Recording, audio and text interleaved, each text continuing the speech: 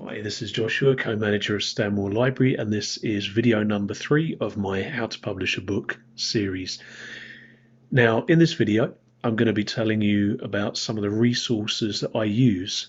Many of them are free, and the ones that aren't, I'll explain why I use them. Now, I want to make a big shout out for paper and pen. There's nothing wrong with it. I know a lot of us are text fiends, and writing in longhand does actually hurt a bit when you first start it, but it's great for memory retention. You can do it anywhere and it doesn't need recharging. Now, if you do want to use a computer or an electronic device, I actually sometimes use my mobile phone. If I'm on the bus and I get an idea for a bit of story, I'll just put it in the text app and email it to myself. Now, it would be remiss of me if I didn't say that when the libraries are open, you can come and use a computer. We have word processors, and as long as you save your document, then you'll be fine. If you want to get a PC at home and you don't have one, while I can't recommend a site, there's actually a number of a number of places where you can get reconditioned PCs. I got a reconditioned desktop for under £100. It's nothing fancy, but it does the job. And you can potentially get old keyboards and old monitors fairly cheaply, or even go somewhere like freecycle.org, where there's groups of people giving away stuff. There won't necessarily be computer stuff on there every day, but if you keep your eye out and you're in no hurry, you can often find something. Now, not all computers come with word processors anymore. It used to be installed as standard. Now you often have to pay for it. So I use one put together by a community called WPS Office. It's like Word, it's stable. I've used it for years and I'm quite happy with it. And there'll be a list of resources at the end for how you can access that. If you want to change the appearance of your text, which sometimes fits in with the theme of your book, go to somewhere called dafonts.com.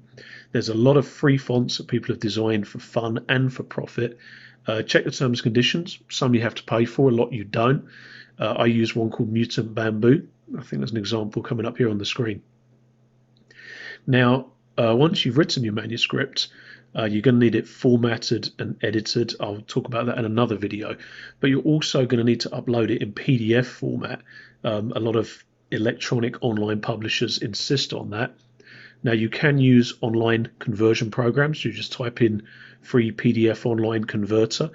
But for reasons which I'll explain in a minute, I recommend Soda PDF. It's free and it helps you change a Word or a Word compatible document into a PDF. This is really important when it comes to covers, because covers need to be sometimes submitted as PDFs and they need to be a standard size. And a lot of these online cover creators, they actually change the size of your PDF. It's very frustrating. Soda PDF tends not to do that. So I would recommend you use that. That's free as well. Now, for cover design or for manipulating pictures that you put on your cover, I recommend paint.net. It's a free, well-established little painting program. It's not complicated. I mean, it takes a little bit of time to get to grips with, but it doesn't have thousands of flashy options like Photoshop or GIMP. GIMP is free, but it's incredibly advanced. It's for illustrators and artists. So unless you are one, I'd give it a miss.